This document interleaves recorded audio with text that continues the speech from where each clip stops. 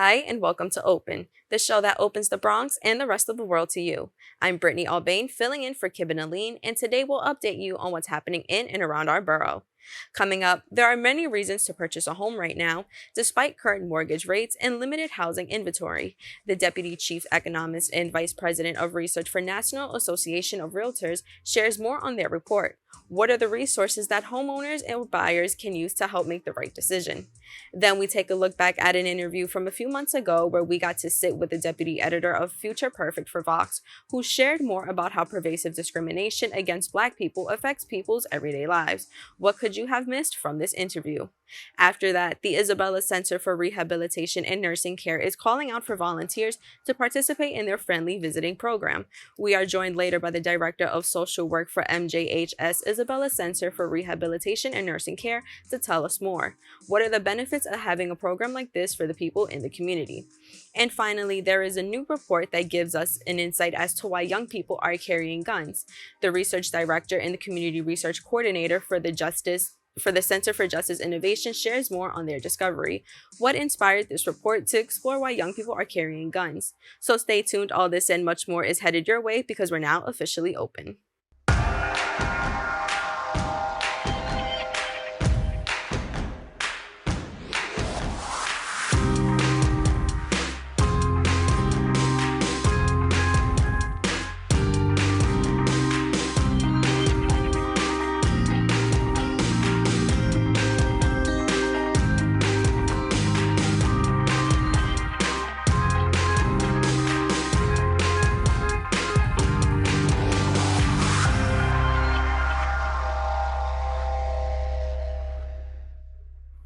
Hi everyone, I'm Brittany Aubain, filling in for Kibben Aline, and today is Tuesday, August 22nd. You are now watching Open, a program that brings the Bronx and New York City straight to you. Don't forget to stay connected with us via social media at BronxNet TV. There are many reasons to purchase a home right now, as home ownership continues to be a catalyst for Americans to build generational wealth.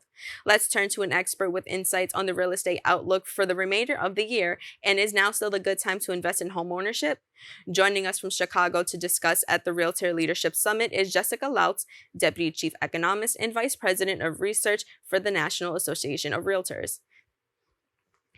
Jessica, thank you so much for joining us today. Thank you. It's great to be here. Of course. So just to start off, what is the National Association of REALTORS? So the National Association of Realtors is actually an organization of real estate professionals who are upholding the best ethics that they can possibly have in the real estate profession, so that you as a client, when you go into the buying and selling process, know that you have someone who is going to uphold the greatest standards as you go into the biggest financial transaction of your life. Yeah, absolutely. And when it comes to buying a home, potential buyers always hear there's a good time to buy a home, there's a bad time to buy a home, right? So for people who may not know, what are the key indicators of a quote good time or bad time to purchase a home? So, what you want to be looking at as a home buyer going into that transaction is honestly your own personal finances. Do you plan on staying in that home for a good period of time, or is it a quick flip? If you plan that you need to be in an easy transition period so that you can rent a property because your job could change or you have a growing family, maybe purchasing a home right this second is not the best time for you. So, looking and consulting your own financial is really the best source of information. But you also want to take into account home prices, interest rates. Do you have that down payment in hand? And calculate all of that, talking to an expert along the way of what you can do in that process. And what are some important things for a first-time homeowner? What are some important things that they should know before going into this endeavor? Well, you want to know what the typical down payment is, which is about 6 to 7%. But there are a lot of low down payment options for you, perhaps a VA loan or an FHA loan, where you can actually get into a home a little bit easier than perhaps thinking about that typical 20%. It's quite a dated phenomenon, but that myth is still prevalent in the real estate and buying practice.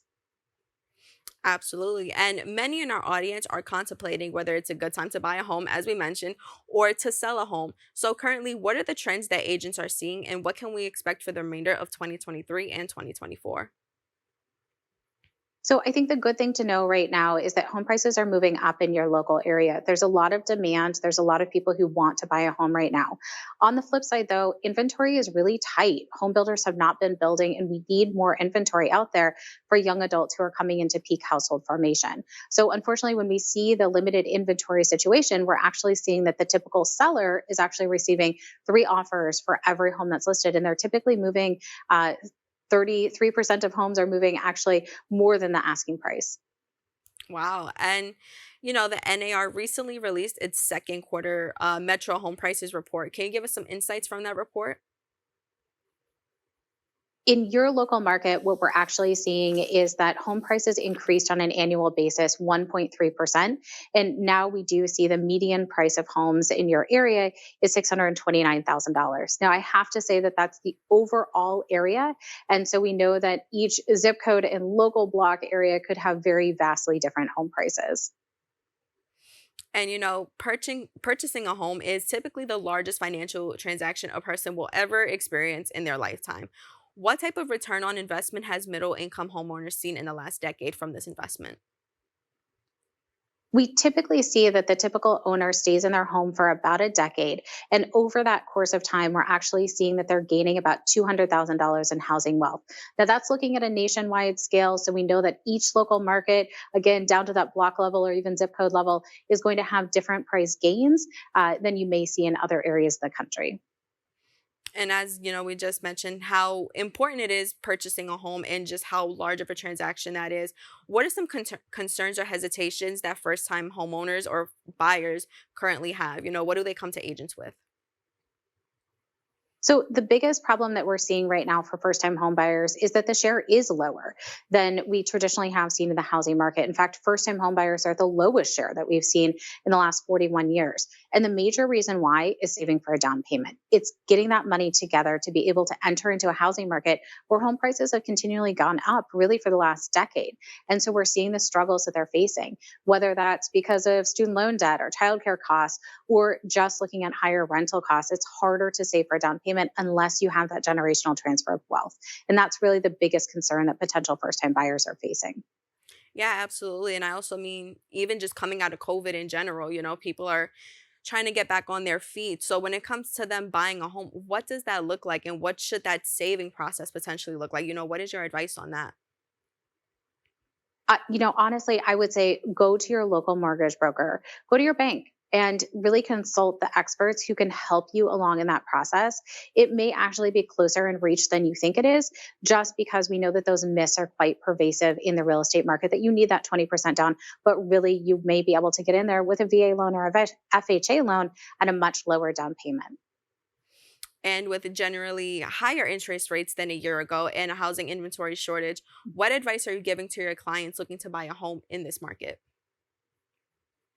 It is a very interesting market. We are seeing that interest rates are close to 7% right now. That's considerably higher than we had seen during COVID years, where they went as low as 2 to 3%. And so we know that potentially there's a lot of sellers out there who really they're not in that home that really meets their needs. Maybe their commute is longer or it's just not the right size of home, and they're probably waiting on the sidelines waiting for interest rates to go down. For buyers, the big thing to understand is that while interest rates are expected to go down towards the end of the year, that means that competition could come back into the marketplace. And again, we have that limited inventory situation. So right now for first time home buyers, right now might be the better market for them to look at because that competition is not as fierce as it was last year.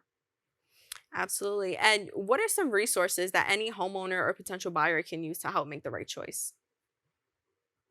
I would go to realtor.com. They are the best source that you can find a local professional who can help you in that buying and selling process. It's a complicated process and you want that expert by your side. Absolutely. And when it comes to first time home buyers, what is your advice for their initial first steps? They're new, they want to buy their first home. What is your advice to them? What are the first steps they should take? I would do my research. I would check out HUD.gov, see what low down payment programs are available. And then I would go to 2 experts, your local mortgage broker and your local realtor, who's going to help you navigate that transaction. The more experts and the more research you have by your side, you're going into this process educated. And that's what you want to do. Absolutely. And even though we are running out of time, can you just elaborate a little bit on the two experts that you just mentioned for those who may not know? Absolutely. So your local mortgage broker is going to tell you what down payment options that would be the best for you. What do you feel comfortable paying at the end of the month? How long is your commute? Should you factor that in? They're going to be able to help you navigate that transaction and make you feel comfortable with that payment. How does that compare to your rent? Or are you doubling up with friends and family right now? And then your local realtor is going to be able to tell you neighborhoods, be able to tell you negotiation, help you get that ratified contract and walk you through every step of that home buying process. Jessica, I want to thank you so much for taking the time to join us today. Thank you. Don't go away. We'll be back with more open right after this. How do you know when you've made the right decision? It's the feeling you get in your gut. The one that tells you what's right or wrong. It's the one that says, sure, I can have a drink. Or the feeling that says, okay, I've been drinking. Now what? It's the voice inside you that says, I'm buzzed. Better leave the car when it's time to go. Plan ahead. Catch a sober ride. Buzz driving is drunk driving.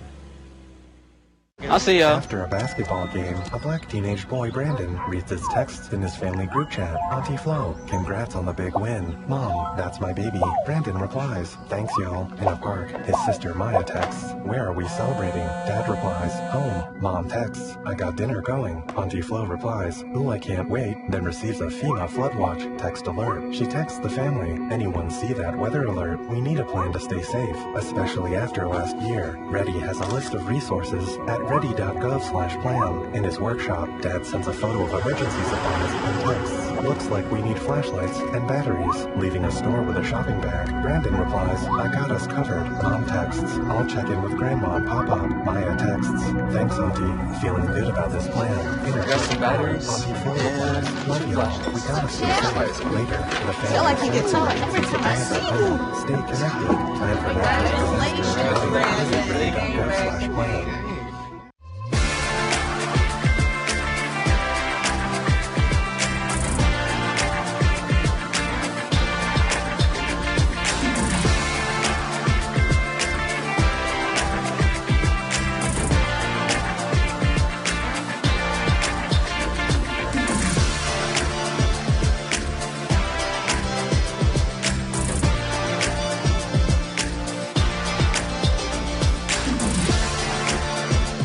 Welcome back.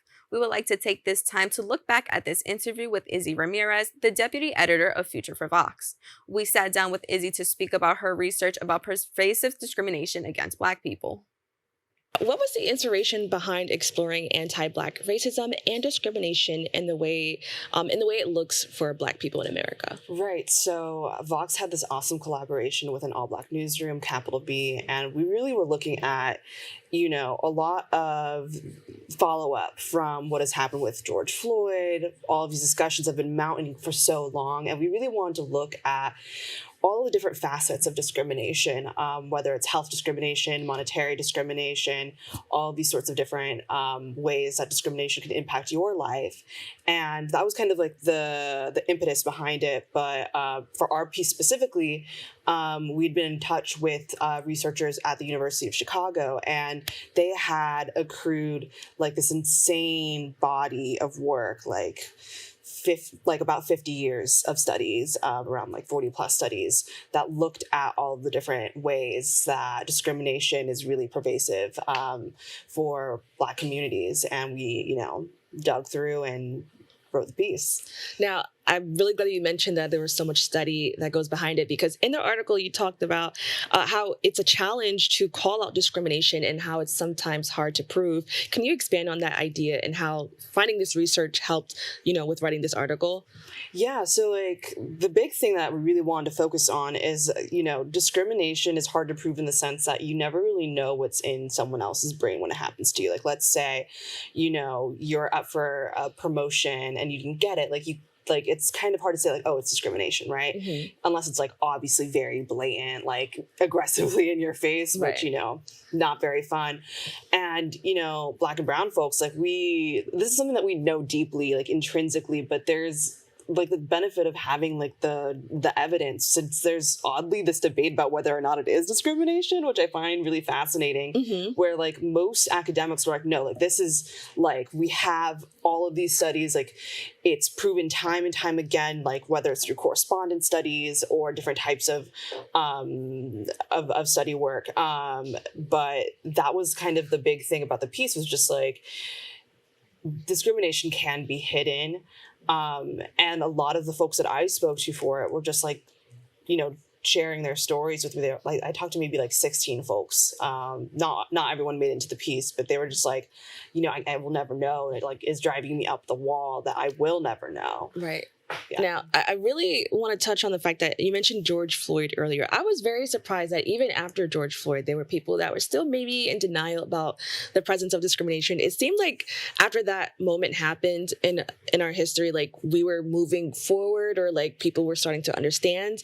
Can you just talk about that moment when you realized like there are people who still don't believe that this is really happening? Yeah, so a lot of it can be in certain like either academic circles, policy circles, where like there is a lot of, you know, what they like to call confounding factors. Like, oh, like, can we really say it's anti-Black discrimination? What if it's income? What if it's geography? What if it's XYZ?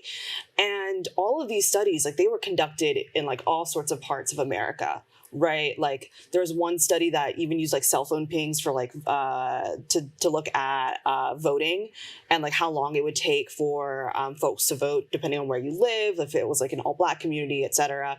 And like they found that no, like if you're living in a predominantly Black area, like you will be waiting longer to vote. And the piece is really about time, right? Like that was kind of the thing that we really want to focus on, because like, a lot of folks will like mention like income or, you know, all these other facets, and time is really hidden. It's insidious. Like the time that you lose because of like a 15-minute weight loss, or like someone, you know, wasting your time in other arenas, like at a restaurant, you know, that's less time with your family. That's less time, you know, for work. That's less time doing the things that you care about. And that like adds up, considering that like Black folks have a like less life expectancy than white folks. Right. And I like that you mentioned that. I thought it was a very interesting way to address this, because we've seen so many articles talking about racism and discrimination, but I've never seen it kind of highlighted in this way in regard to time. Now, we've done segments exploring racism and discrimination in healthcare, home buying. Can you talk about how, you know, this plays out in much smaller everyday situations, such as like getting an Uber, or like you mentioned, just waiting in line? Can you expand on that a little bit more? That was like the thing that we really, like Sean and I really wanted to hone in on, because like you've probably seen those like viral studies where it's like, okay, like if, you know, you were going to get your house appraised for like a mortgage, and you were to like swap out the photos in your house from like a Black family to a white family, same exact house, just different pictures, your house would get appraised more, right? And like, so we'd seen these pieces and we're like, okay, what can we add to the conversation that hasn't really been addressed that much before? And so we really wanted to focus in on smaller acts of discrimination. That's not to say that like the impact isn't, you know, negative or as harmful, but, you know, just like these little moments where like, as you said, like the Uber voting lines, there were some studies around like whether or not someone will help you cross the street, which, you know, that's, you know, a blink, like 7 blinks, right? Like not a lot of time, but like over the course of your life, those little things are cumulative. And that's kind of what we wanted to address in the piece, like things that like you might brush aside. You know, one of the sources that we spoke to was just like, there's a defense mechanism. Like, you know, you can't spend all of your energy worrying about it, because you'll drive yourself up the wall.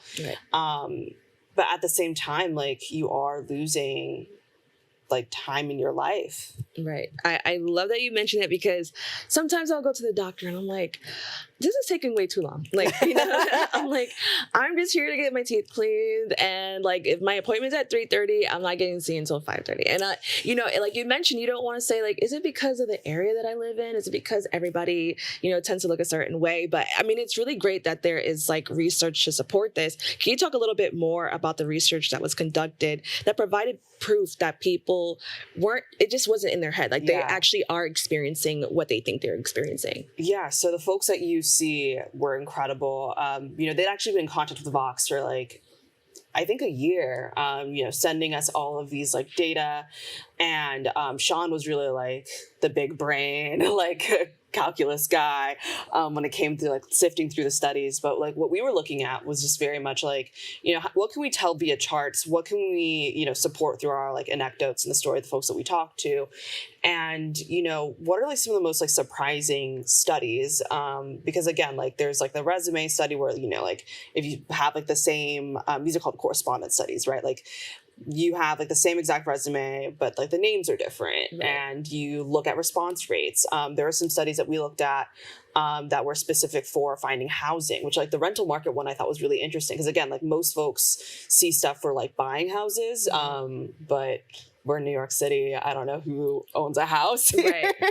So like, rental market stuff. There was some stuff around, I'm trying to remember, whether or not a professor would email you back or like fast enough if you were a prospective PhD student. So if you don't know, like in order to like get into a PhD program, you kind of have to like link up with like a professor who would kind of take you under your wing. But that's something that not a lot of folks know to do. Right. And so like the fact that like if you're trying to like get into a PhD program, again, like if you think about it, that's like income, that's a life change, that's generational wealth. Will a professor respond to you in time, right? So that was kind of the studies that we were looking at. And obviously, like you can't really compare apples to oranges. They're all conducted in different ways, different sample sizes. But we really enjoyed like, having such a trove to look at, because that can be really hard to have access to such like high quality data. Now, you mentioned New York City, and that got me thinking. I know a lot of times people feel so grateful to live in New York City because there's so many different types of people here, and you feel as though like, okay, well, at least I'm not experiencing maybe racism that someone in maybe another area that isn't as diverse is experiencing. But is it still here? Like, should people still feel like, okay, just because it's New York City doesn't mean that you're not experiencing these things? Yeah, I mean, like we didn't get into this too much in the piece just because the studies were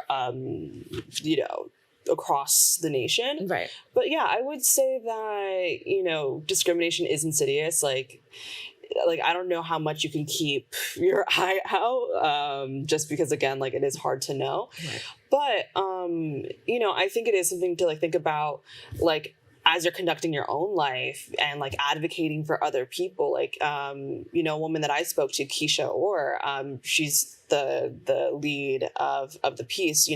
She was one of these women who were like at the front lines at like in Wall Street, like breaking barriers, and she had to advocate for a young man who who she thought was the best candidate by far, but at the time, like hiring managers were like, well, he doesn't have a degree yet, so we can't give him the job. But the job didn't require a degree, so she like really put herself out in line, and it was exhausting for her.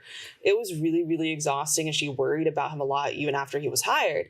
But the man went on to have like an excellent career, and I mean, I think that's all that we can really do is just like support one another, and keep an eye out for these moments. Now, I want to talk about, because we talked about the time in the article, you use the term artificially short. We have about a minute left. Can you just quickly tell us like what that means and, how that was the theme of this entire article? Yeah, I mean, like if you look at the data, like the time that we have on Earth, like is not that long, but it's even shorter for Black and brown folks, because of the intergenerational like trauma and racism and discrimination that we've experienced, right? And like it continues to happen, but it doesn't need to. Like we don't need to be doing this. Right. It is artificially short in the sense that this is all stuff that is preventable. We can do something about it. We don't need to be making life worse for other people for reasons that are very dumb and like not helpful for anyone. So I think that's kind of like the sentiment of the piece is like, we're losing time.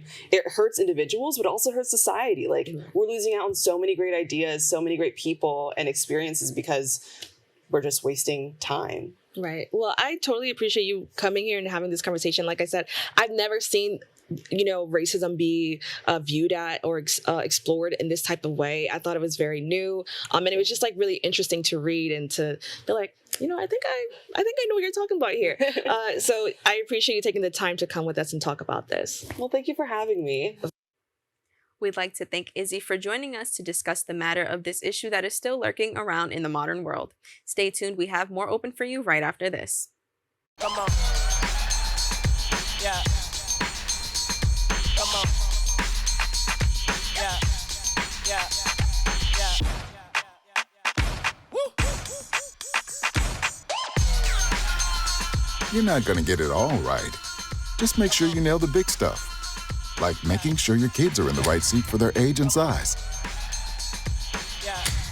Get it right at nhtsa.gov/the-right-seat. Where did the time go? Somehow I lost all those years. Where did the time go? I don't know how I got here. Or how did I get here?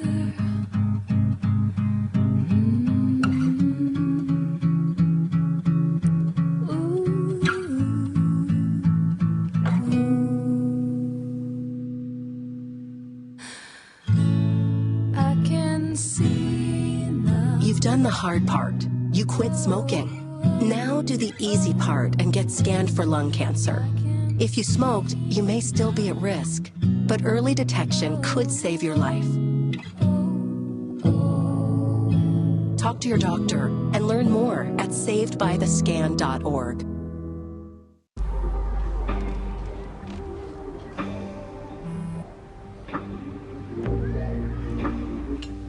I don't know why you're so sad. You've got a roof over your head. Bro, you gotta stop with that depression stuff. That's a white people thing. Escúchame, en esta casa los hombres no lloran.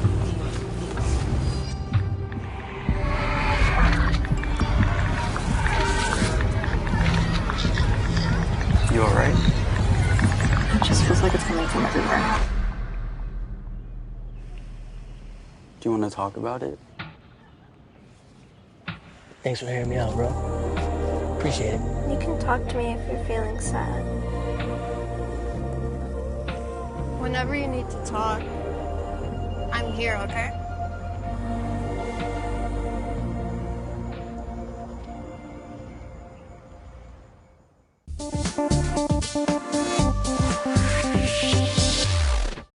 Welcome back. The Isabella Center for Rehabilitation and Nursing Care in Upper Manhattan is making a call out for volunteers for their friendly visiting program. This program matches volunteers with older adults living at home to help address social isolation and loneliness. Joining me now to discuss this program is Deirdre Downes, the Director of Social Work for MJHS Isabella Center for Rehabilitation and Nursing Care. Deirdre, thank you so much for joining us. Thank you. Thank you for welcoming me. So just to start off, can you tell me a little bit about what is the Friendly Visiting Program and how it is affiliated with MJHS Isabella Center? I'd be happy to. MJHS Isabella Center for Nursing and Rehabilitation Care has received funding from the New York City Department for the Aging, which the idea is to address social isolation and loneliness of older adults who are living in their apartments and may not be able to get outside. So to do that, we have a case management program where case managers identify individuals who might need and benefit from a friendly visitor. And then we have an individual who matches volunteers with individuals based on their interests, and she will bring them to the person's home to make the match. And if the match works, which it mostly does, they will do friendly visiting together, whether it is over the telephone for telephone reassurance. During the pandemic, it was over video and video chats with people learning to use video, or else it can be in person, which is the bulk of the visiting program. Yeah, like you just mentioned, during COVID, I feel like everybody experienced social isolation. And I don't think we really realized that this is how a lot of the elderly, unfortunately, this is what they deal with. So in regards to social isolation, can you tell me why a program like this is needed? It's an important program because all of us are social by nature and need to be connected to other people. For older adults, a lot of their social world has changed based by people passing away, no longer working, and physical changes that don't allow them to do the things they used to do. so they may find themselves alone in their apartment. When we have a friendly visiting program, this person comes to them and they find mutual things to talk about and engage in. And it helps to decrease the isolation, the loneliness, and it benefits both persons involved. And Kate, tell me, what are some of the rewards from a program like this? There are many rewards. Some of the reward is simply we have a social contract to be part of a community and to care about the community we're involved in. MJHS Isabella Center for Rehabilitation Nursing Care has long cared about the community and those around us. So when we do this, we help volunteers who are looking for something to enhance their lives, and they're met by older adults who can share with them and teach them. I'll tell you a recent really great success story. So our matchmaker, as we call her, had a young 18-year-old gentleman who was he's thinking he's going to be a psychologist or a social worker, he's not sure, but he wanted to get a little experience. And he asked to be a friendly visitor. Perfect, he speaks Spanish. We are desperate for people who speak Spanish and for some people who speak Russian based on the population around us. She interviewed him, and he talked about his wanting to learn to cook and that he also is very good in the internet and computer science.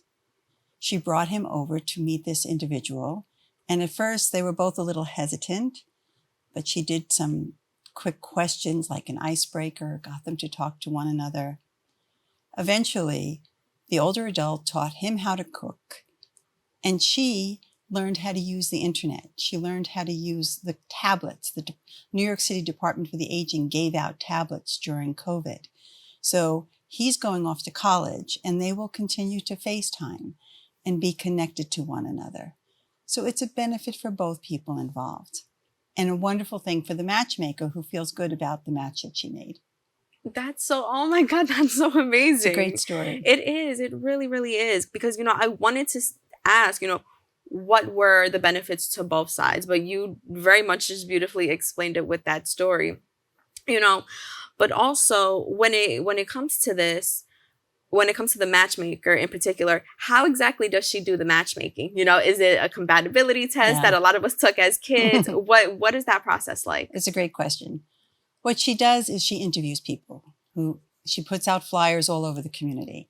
And then she interviews them, and she's looking for someone who's got good energy, someone who just seems to want to be connected to people. And then she checks references. And then our case managers from the case management program, which is serving older adults who are alone in their apartments, they will let her know who's looking for a friendly visitor, and they'll have something of their profile. And so our friendly visitor looks at this and matches. She does a background check, a criminal background check on every visitor for safety. We check references. And then she brings the individual to the home to do an in-person match. And the New York City Department for the Aging has provided this icebreaker game just to help, if you've gone to events where you had to answer silly icebreaker questions, but then the room starts all talking to one another. It's very similar. She gets the two people talking to one another, and she sees if this is going to work or not. And overwhelmingly, the matches have worked out very, very well. And some of them have been going on for years. That's great. And is this kind of why you guys look for volunteers specifically? Because, when you have maybe a set staff, you don't always know you don't always know who you're working with, but you kind of know them enough that it's like, okay, we don't know if this one person's going to resonate with another person. So is that kind of why you guys outsource for volunteers to, make sure everybody gets a match? We look for volunteers because we want people to be matched. We also know there are people out there that want to volunteer and are looking to do something. So we're just trying to do a wide net to see where we might find people who are interested in volunteering. We have volunteers in our nursing home. They are from the local high school because Isabella has been part of the community for well over 100 years and has been engaged. And now we see this great need for older adults who are in their own apartments. And since we have a case management program where they are serving these older adults, they have helped to identify who really needs to have more services so they're not isolated and lonely. I see. And so for those who may want to volunteer, can you tell us what are some things that you look for, maybe some qualifications, if any, for your volunteers? We look for someone who is interested in meeting with someone, who has time to spend, that this is a commitment, that they're not going to come in for, 3 weeks and cut out. Mm-hmm. So we do our best to ask those questions. Are they willing to make a commitment? Have they been engaged in any kind of programs before? What is their interest? And then as I said, we vet them very carefully, and we spend the time doing some training. We will teach them about dementia. We will teach them about some of the chronic illnesses that older individuals face, so that they're prepared for changes, and also so that if they go into someone's home and they notice something is off, that they're going to notify the case manager, who's going to do a wellness check then. So it's all part of a comprehensive program. Mm-hmm. Yeah, and I think that's really important, because not only are you getting that social aspect, but you are getting that safety aspect as well. So aside from, the training and kind of the curriculum that you mentioned, what should they expect when joining this program? One, I think they should expect to have a good time. They should expect that they're going to be interviewed, that they're going to have their references checked. We always tell them we're going to do the criminal background check. And we always tell them that we're going to bring them to the home to introduce them to the older adult. And then we also introduce them to the case manager, so that they know who the person is that's following up on this individual regularly. And, with that, can you tell me a little bit about how this experience helps create stronger relationships in the community? Absolutely. So a community is all about fellowship. It's about knowing that I care about my neighborhood, I care about the people in it. So Isabella Geriatric Center has opened our doors for years, where we have graduations, we have community programs, we have meetings. This is more of saying we care about older adults in the community. We care about people who are looking to make matches, to volunteer, to meet other people. And we're there. We're a large employer of the Washington Heights area. It helps people learn about MJHS Isabella Rehabilitation and Nursing Center and the services we provide, and our community-based programs. Yeah, absolutely. And when it comes to both volunteers and the elderly, can you tell me what is the reception? What is the feedback that you get from them from this program? So from the volunteers, we get a lot of thank you. I was nervous before I was going to go in. I didn't know what to expect. What am I going to talk to this older person about? To finding that they found a nice relationship. There's 2 we've matched who are both photographers. They've shared their expertise. They've shared their professions together. From the older adult, family is one relationship. Having someone new in your life that you're meeting and learning about them, it's a sense of excitement, a sense of exploring new parts of yourself. And the older adult looks forward to seeing the volunteer come over or talking to him on the phone. So it's been a positive, a win-win for everybody. That's amazing. And I know you did mention a time commitment. What are some other things that volunteers should keep in mind when signing up for this program?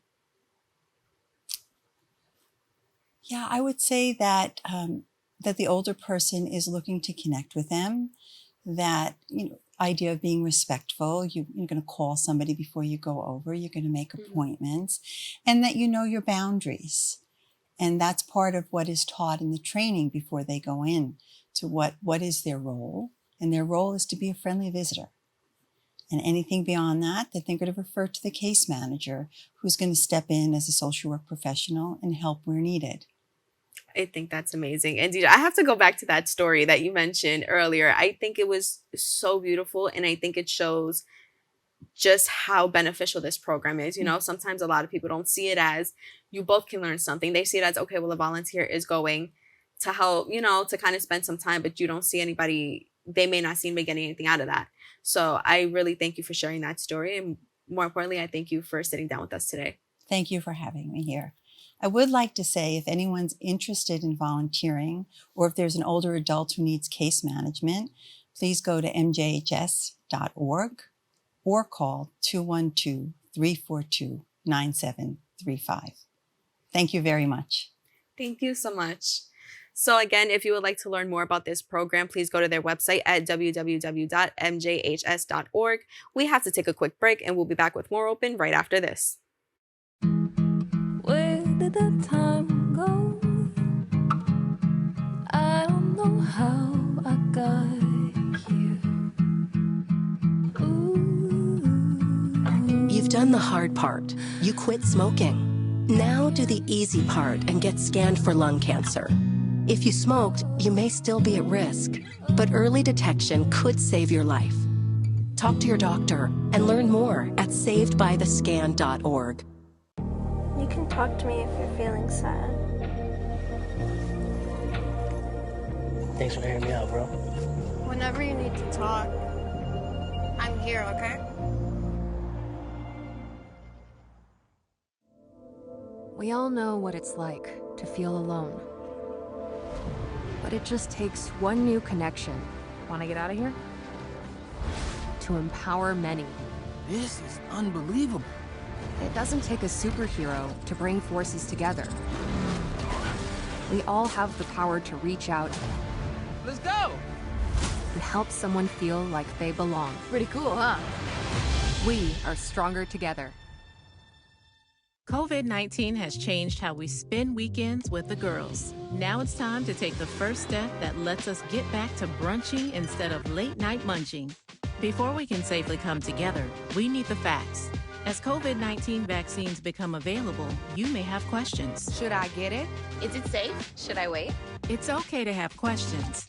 Now get the facts at getvaccineanswers.org so you can make an informed decision when vaccines are available to you. Attacks against Asian Americans and Pacific Islanders are on the rise. My simple solution to the problem was remove people from the scene and help them feel safer. In terms of the hate crimes, I think there is so much more work to be done. We really need to come together and tackle this issue as a community.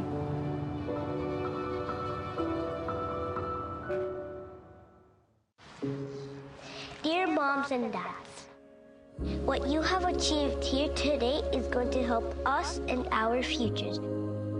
It is why we are coming up on stage to collect your diplomas. You know it's true. Mom, we love you always. Everything I do. When you graduate, they graduate. Visit finishyourdiploma.org to find free and supportive adult education centers near you.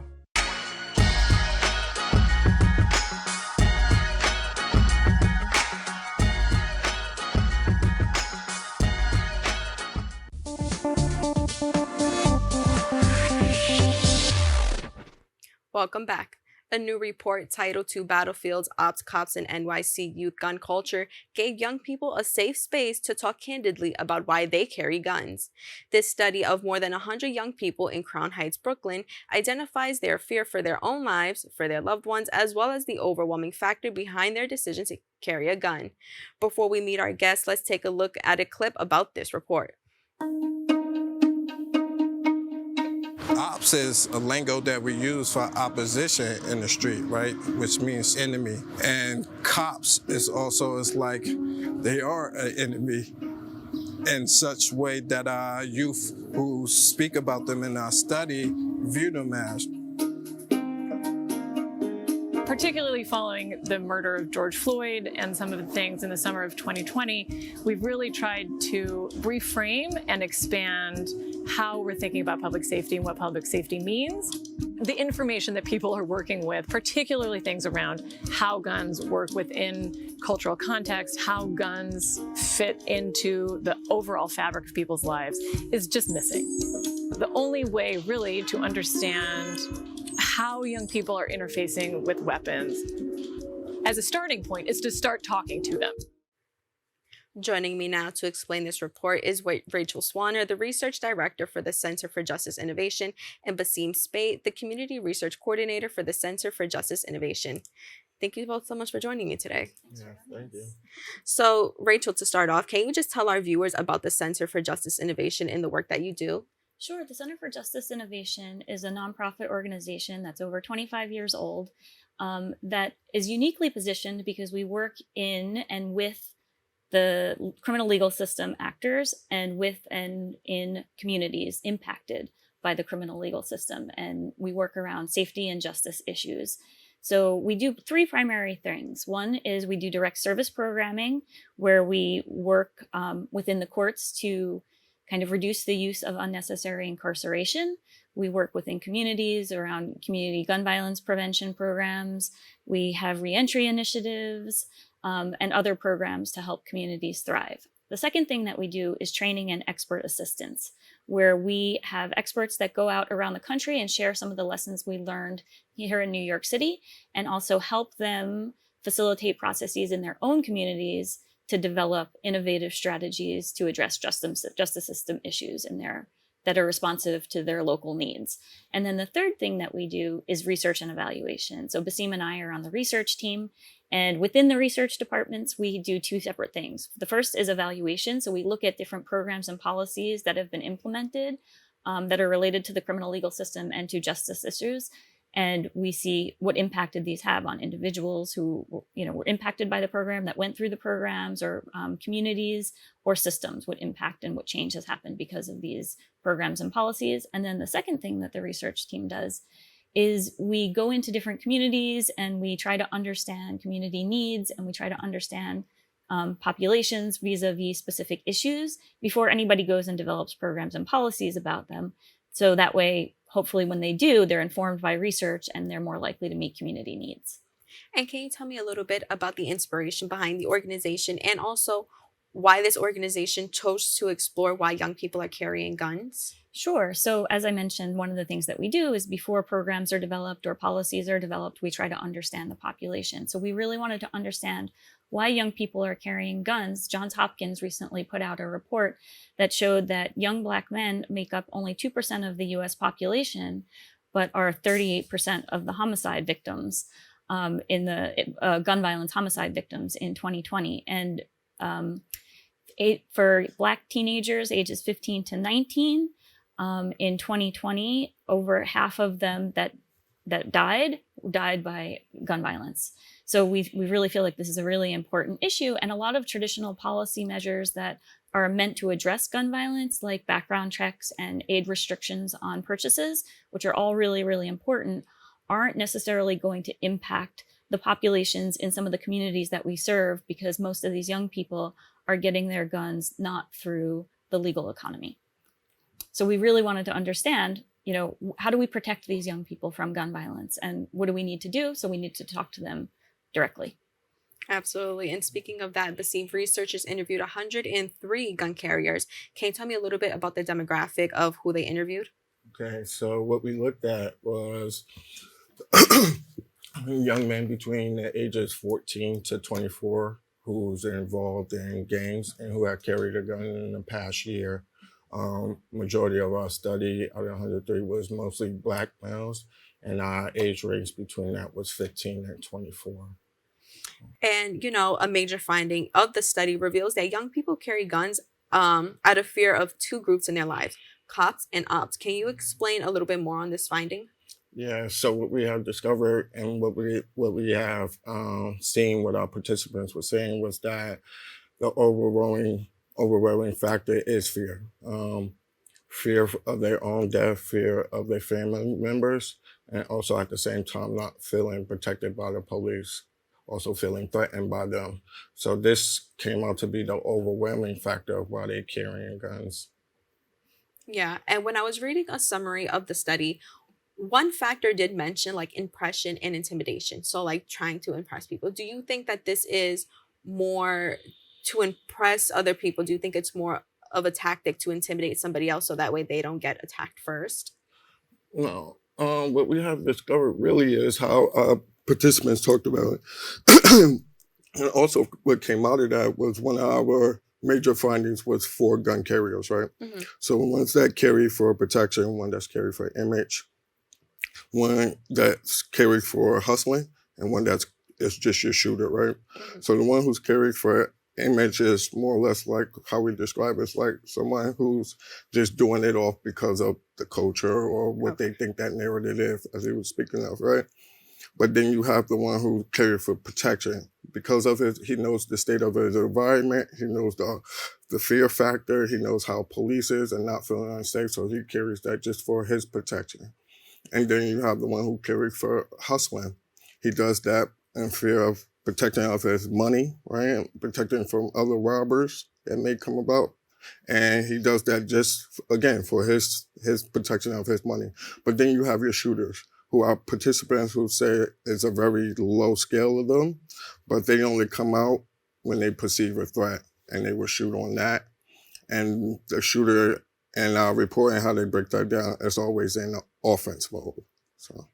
Got it. Thank you so much for that clarification, and thank you for breaking that down for our viewers. Now, for both of you, what effect do social and structural factors have on gun culture? I can start. So as Basaime mentioned, there's a lot of people who are feeling a lot of fear for their own lives, for the lives of their family members, and that fear is rooted in their lived experience. We had 89% who had had a family member or a close friend who was shot. 80% had witnessed somebody who had been shot, and over 25% of those people more than 5 times, and 76% had been shot or shot at themselves. And so the fear that they're feeling is based in what's going on in their community and what they've experienced, and they feel unprotected by the police. So there's the structural aspect of it, of the people in place to protect them, they feel are not doing that job. And moreover, those folks are actually using their own guns and their own power to threaten and intimidate these young people as well. So they're feeling unprotected and also feeling under attack by the police. And then Basaime also mentioned some of the gun carriers carrying their guns because of hustles. And so a lot of our participants are experiencing poverty. And because of that, they feel like they need to make money in other ways. They don't have access to the legal economy. And sometimes that is because of discrimination. Many of our participants had been involved in the criminal legal system, had been arrested, had spent time in jail or prison or juvenile detention, and felt like that was preventing them from accessing jobs in the legal economy. And so because of this, they had to turn to hustles, drug dealing, scamming, and using the gun to protect them because they're known to carry large amounts of money or goods. So we start seeing some of these structural factors that are impacting gun culture, where, poverty, not feeling protected by the police, and that's sort of pushing them into gun carrying. In addition, we also have these social factors, and I think that social media has been playing a really big role in gun culture and driving people to pick up guns. So our participants talked about seeing on social media almost daily the people being harmed. And so that kind of increases their own sense of vulnerability, which, as we discussed, they already have experienced and had family members who have experienced a lot of violence. So them also now seeing this makes them feel extremely vulnerable and sometimes turn to a gun to protect them. Yes. Thank you so much for that. We have so little time and so much knowledge to fill, so sorry. I didn't want to cut you off. But Basaime, the study also served as an outlet for young members of these communities to speak about their experiences and why they turn to guns. Can you expand a little bit on this?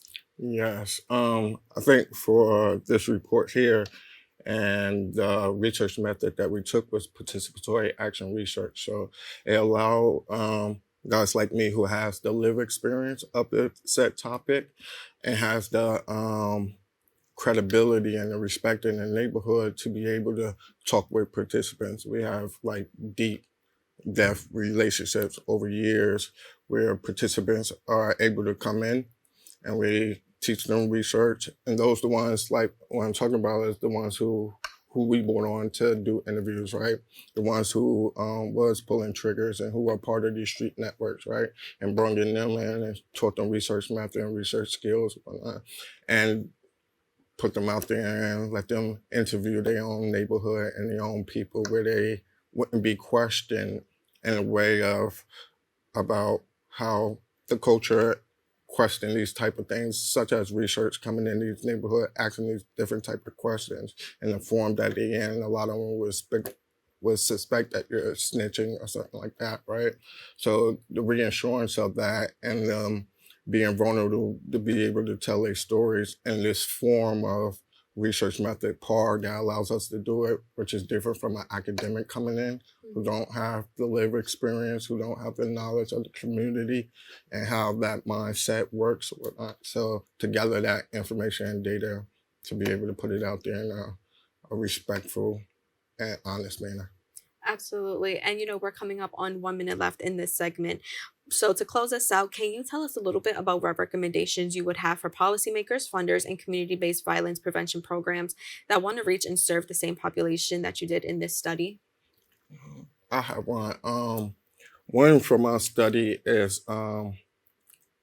really involving and gaining more relationships of street networks. A lot of participants already have loyalty and trust with these street networks, and most programs that you bring them in, they will try to separate them from that, which is not a reality because this is their source of protection. This is something that put money in their pocket, put food in their bellies. And this is a street network that has been in this neighborhood for generations. So for me, it's like when programs are coming in, it's best to involve with those decision makers of those street networks, because again, the participants already have that loyalty and trust in them. So if you bring them in and have them part of the research or part of the programming and them giving them valuable information on how the neighborhood is set up and how it's structured, we think that would be more informal and more, gain a more perspective, a greater perspective on the solutions that should be applied there. Perfect. And so, Rachel, just lastly, can you tell me a little bit about where people can go to find more information? Sure. Our website is innovatingjustice.org, and you can find the report right on the front page there now. And yes, so that's it. And we've got Twitter and Instagram, or X and Instagram. You can find us there at InnovJustice. Perfect. I want to thank you both so much for taking the time to speak with us about this study. Thank you so much. Thank you so much for having us. Absolutely. If you would like to read more about this report, please go to the website on the screen below for all the details, and be sure to follow them on social media at Innovating Justice. Before we end, we wanted to take the time to celebrate BronxNet. For 30 amazing years, BronxNet has shone a spotlight on the incredible tapestry of our Bronx community. Through highs and lows, we've been your platform for expression, your mirror, and your bridge to what matters most. As we toast to 30 years of broadcasting that matters, let's continue to amplify voices, embrace diversity, and create a future that's as bright as the Bronx sun. Cheers to BronxNet, your community, your story, your pride. Thank you to the BronxNet team, present and past, for making us what we are today. We look forward to continuing our efforts to serve the people of the community. Now we have come to the end of our show. I'd like to thank all the guests for joining us today and you, the viewers, for tuning in. If you missed any part of today's show, you can catch the recablecast at 5 and 10 p.m. on Optimum Channel 67 and Verizon Fios 33, or watch anytime on the web at bronxnet.org. You can catch a new episode of Open with Darren Jaime on Wednesday and Rena Valentine on Friday. I'm Brittany Aubain, filling in for Kibin Aline, wishing you and yours safety and wellness now and always. See you next time.